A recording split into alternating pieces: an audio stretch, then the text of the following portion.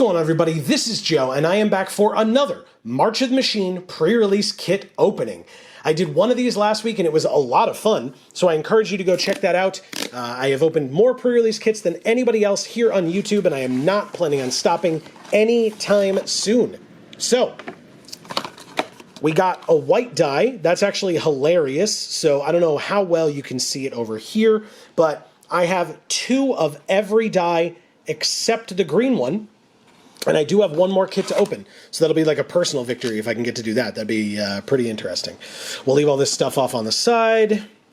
We have the kits, or the packs themselves. Usually I do that better. We'll leave those on the side.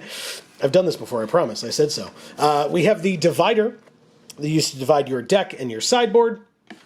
Leave that on the side as well. And we have the insert for building a pre-release deck, as well as showing off Quintorius, Chandra, Elspeth, Marchesa, and Teferi. We'll leave that there. And we have our promo pack, which also has our code for MTG Arena, but I'm not just giving away this code for MTG Arena. In the last video, I gave away 3 codes. So in this video, I'm giving away 4. 4 codes to MTG Arena given away in this video, so definitely stay tuned for more of that. We will give that away momentarily, but in addition to that, we have our promos. So in here, our promo foil rare is Baral and Kari Zev. Very cool card. We worked pretty hard to get these sleeves on Arena, so that was fun. You could follow along on our adventures on our Monday live streams at 8 p.m. Eastern, but that foiling pattern is very, very nice. And then behind Baral and Kari Zev, the commander card that cannot be played at the actual pre-release itself, which I personally think is very stupid to include a card in your pre-release kit that you cannot use, my personal opinion, is Slimefoot and Squee. Very nice. We have fewer Slimefoot and Squee than anything else, I think, for us personally.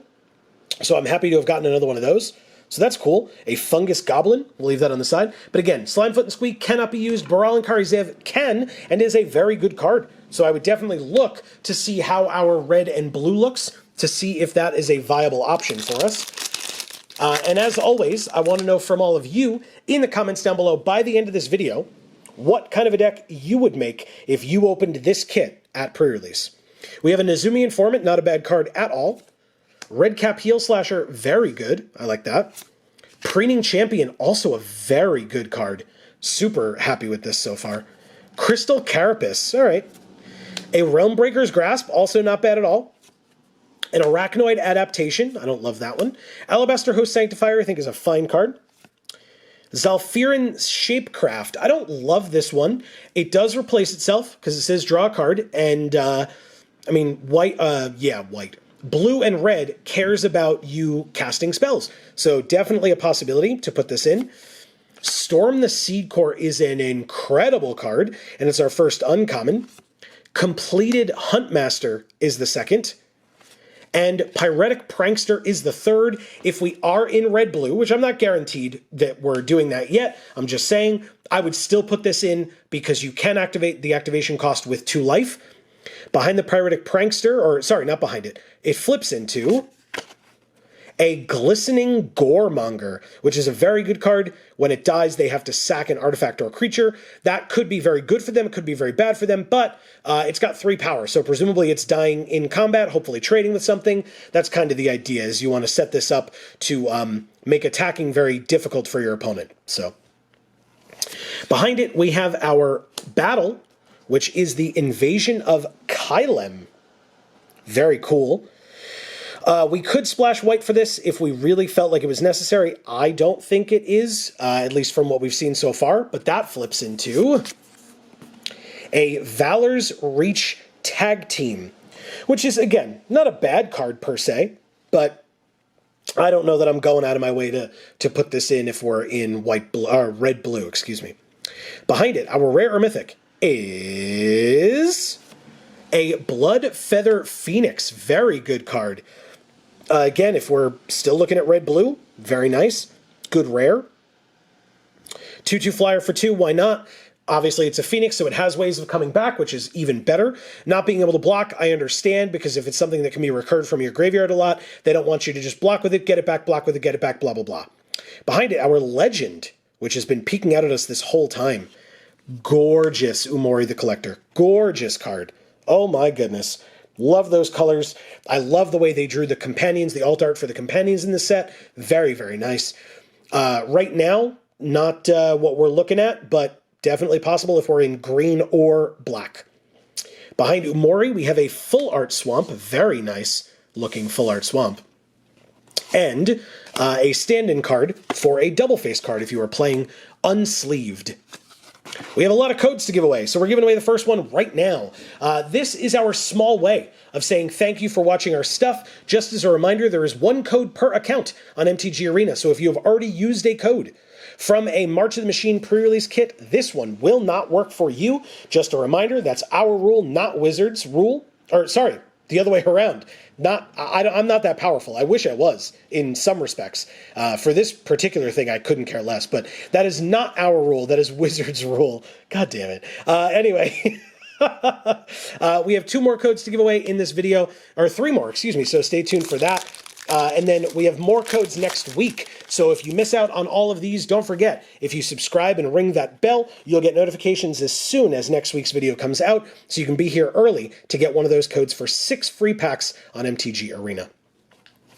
Crystal Carapace again. Ichor Drinker. Searing Barb. Very nice card. Ifara's Dispersal. I mean, again, it would get in. It costs less if it's targeting an attacking creature, so it could be 1 blue mana to bounce one of their things and surveil 2. And if we have cards in our deck, as we know we do, that care about instants and sorceries, this is a very nice include. Serpent Blade Assailant is a very good green card. Flywheel Racer. Chomping Kavu, also a good green card. Inspired Charge, I don't love this one, but it could get in if we needed a finisher, if we were in white at all.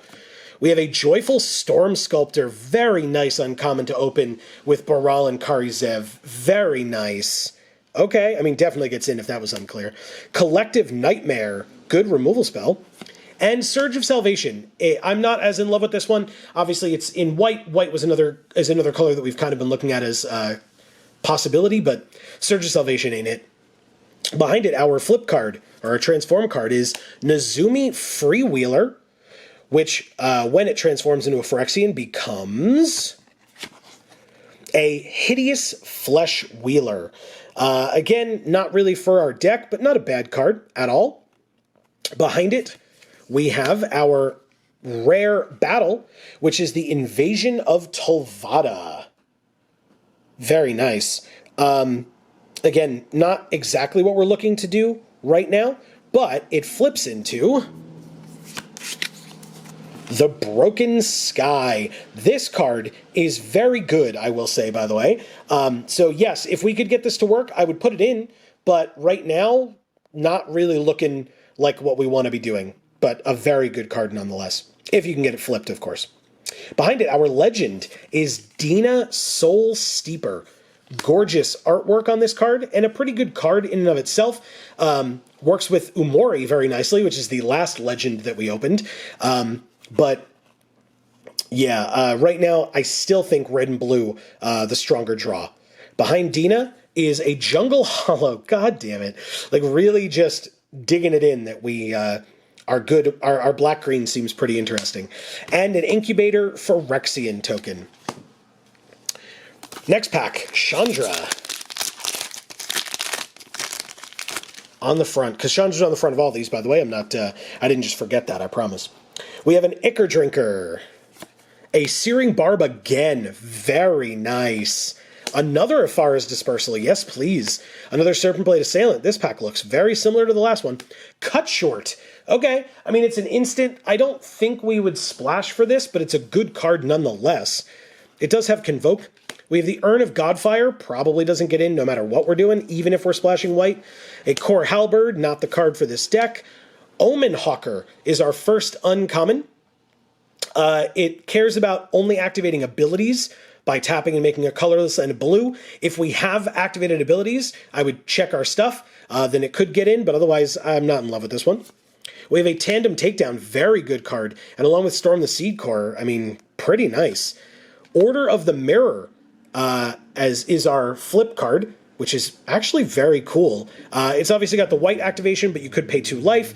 And it's a 2/1 that flips into a 3/3 that when it becomes blocked by a creature, that creature gets -1/-1 until end of turn. I would put this in if we're in blue and red. Obviously, that is more relevant. Like, blue-red cares more about spells, but that there's no rule against putting creatures in a spells deck, so I would definitely do that. That's a cool card. Behind it, we have our Battle, which is the Invasion of Regatha. Okay. I mean, it's a burn spell, and so, yes, it absolutely gets in. It deals 4 to another battle or an opponent and 1 damage to up to 1 target creature. You might be able to kill an X1. You may be able to kill something after combat, like if you play this in second main phase, so that like something that had 1 damage, or 1 damage left to kill it. You could absolutely just do this as well. Very cool card. And it flips into, by the way, if you get to flip it, it flips into the Disciples of the Inferno, which cares about non-creature sources dealing damage. And we know that we have 2 of those Searing Barbs, so yeah, I think this would definitely get in. Definitely. Good card. And a 4/4 creature to boot, with prowess. By the way, our rare or mythic, because that wasn't even our rare or mythic, is Errant Engiata. Not a bad card, not for this deck, but not a bad card. Very cool. Happy to have that. I guess I should put this down here. And behind that, we have our legend, which is Inga Rune Eyes. Definitely gets in. Great card.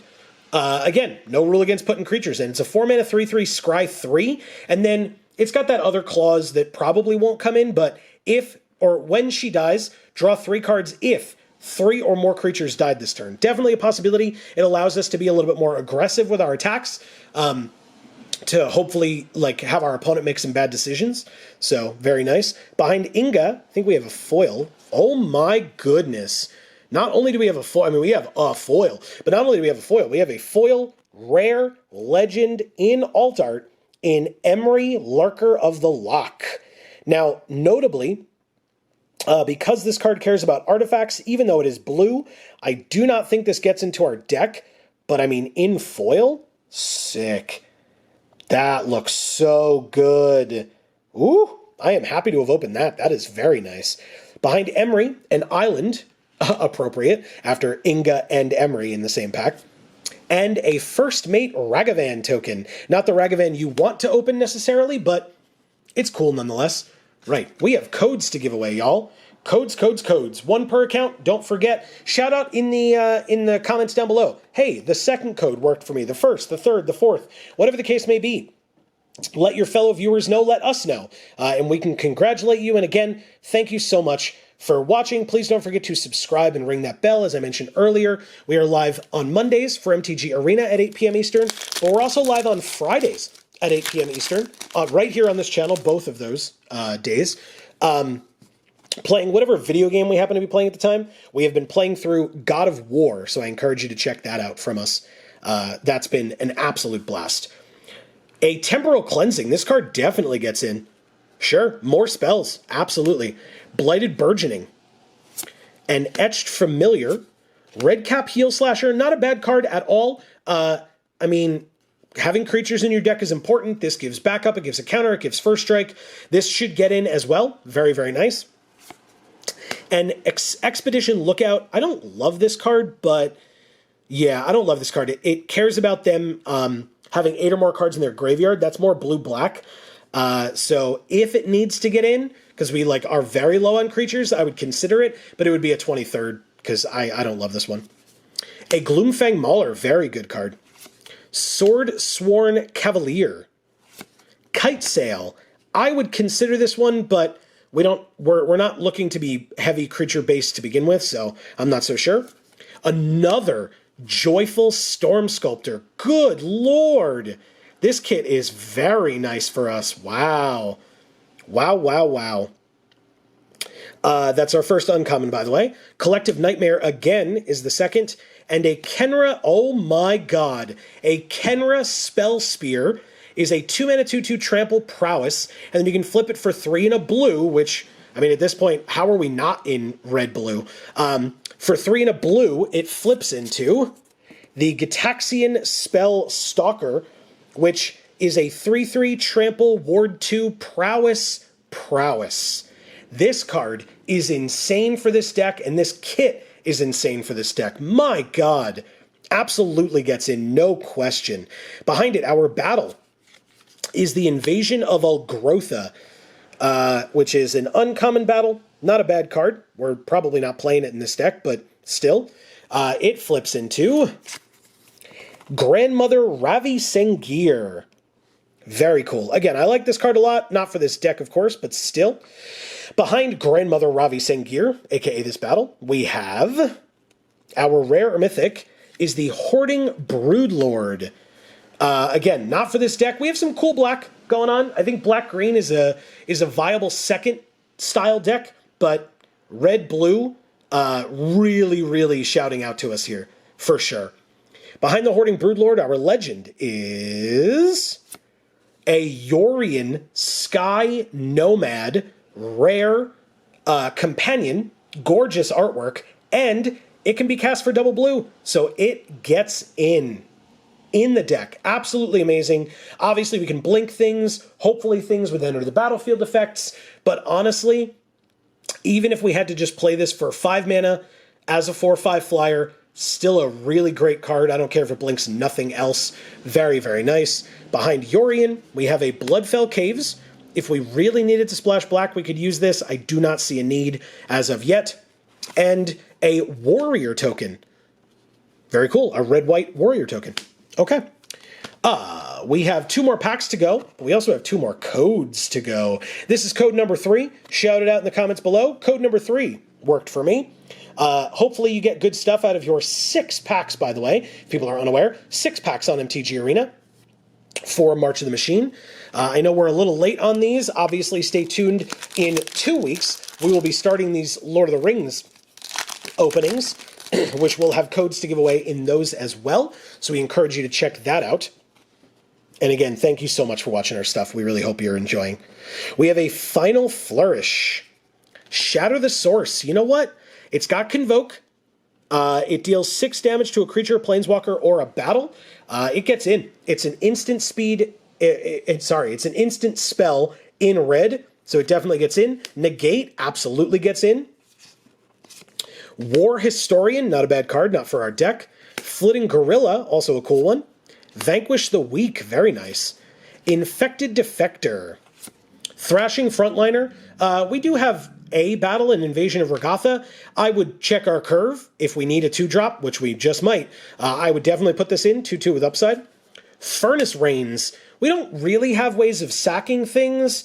I might still put it in because it is a red sorcery, so it does get one of their blockers off the board, buffs up all of our prowess creatures, all the creatures that care about us casting spells, etc. So I might include this. Again, this would be towards a 23rd pick, but still. But that's our first uncommon. Copper Host Crusher is the second. And Bonded Herd Beast, which flips into a Plated Kin Beast, is the third, or is our flip card, I should say, excuse me, which means our battle is, holy crap, it is a red-blue battle in Invasion of Kaladesh. Wow. Make a 1/1 Thopter when it enters, and then if we can destroy it, it becomes Aetherwing, Golden Scale Flagship, which cares about the number of artifacts we control. So it's in our colors, but it's not very, synergistic with our deck. So something to keep track of. I might not play it, to be fair, but it could be a 1/4 flyer, a 2/4 flyer, something like that.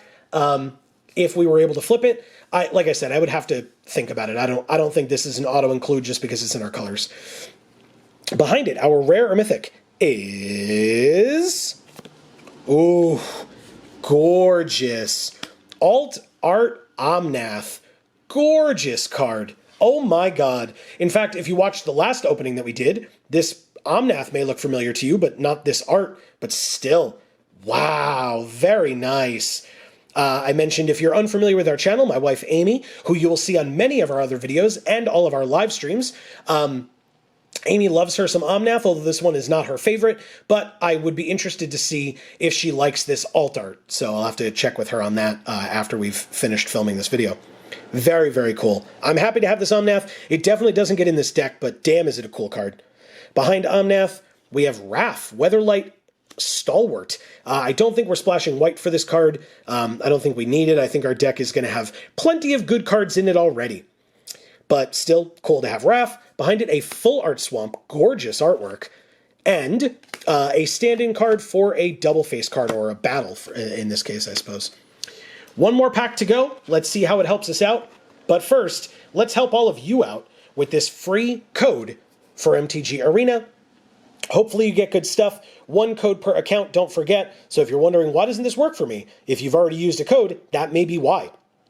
Or somebody may have already grabbed it. Like I said, do not forget, if you subscribe and ring that bell, you'll get notifications as soon as next week's video comes out, 1 week after this one, so that you can get there, watch that video very quickly after it starts, and hopefully you will be able to use one of those codes to get your 6 packs.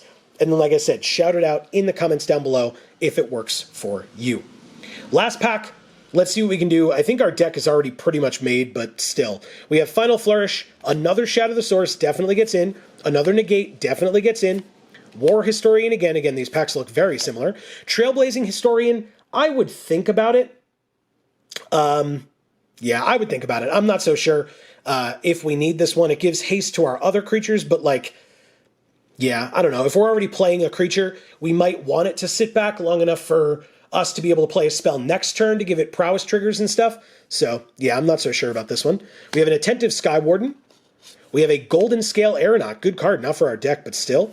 We have an Astral Wingspan. Now, notably, it is an enchantment, so it's not an instant or a sorcery, but prowess, for example, is any non-creature, non-land. So this would work, and we draw a card when it enters, so it replaces itself. It has Convoke, and it gives +2/+2 and flying. Incredible card.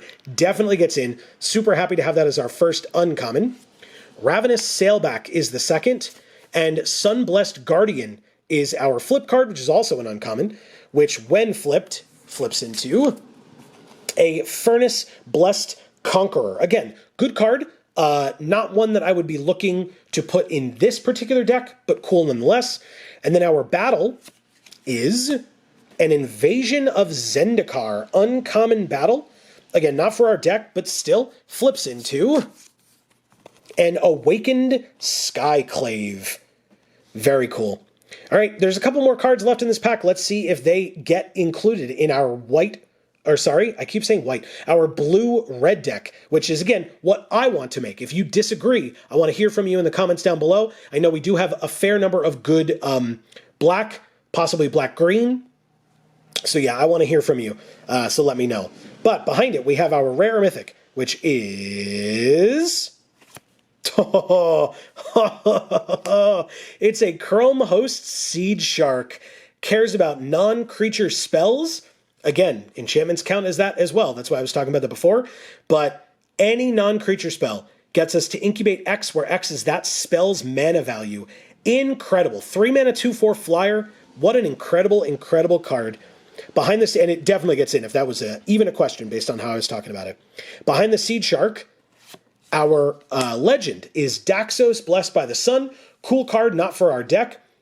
And we have a foil. It is a foil common in Bola Slinger, which is actually an incredible card. Actually incredible. Not for this deck, but on Arena, this card worked wonders for us. What an incredible, incredible card. Behind Bola Slinger, we have a Dismal Backwater, so if we really wanted to splash black, we could. I don't see a need, but maybe you found a particular card, and you can let us know what that card is, like I said, in the comments down below. And an Incubator Phyrexian, which, as we know, now, because we're going to use this Chrome Host Seedshark, we would need these. So very, very nice. I mean, out of all the things, I probably am going to leave you looking at this. maybe both. Omnath and Emery, gorgeous cards. I mean, absolutely incredible. I'm super happy with this kit. This kit was very synergistic. It works really well together. I wish I had opened it at an event so I could have played this sick blue-red deck. My God, it seems incredible.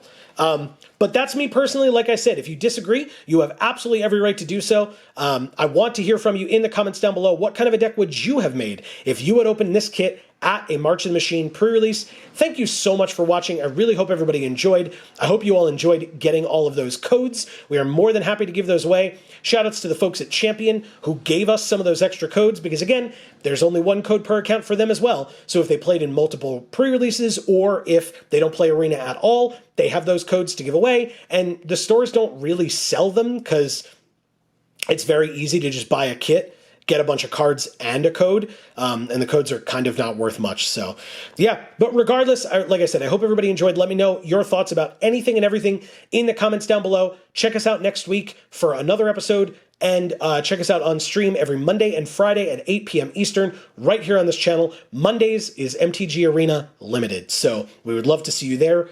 But for now, from us here at the Geek for All family of channels, I have been Joe, and as we always say, in whichever video of ours you watch next, we will see you all next time. Thanks, everybody.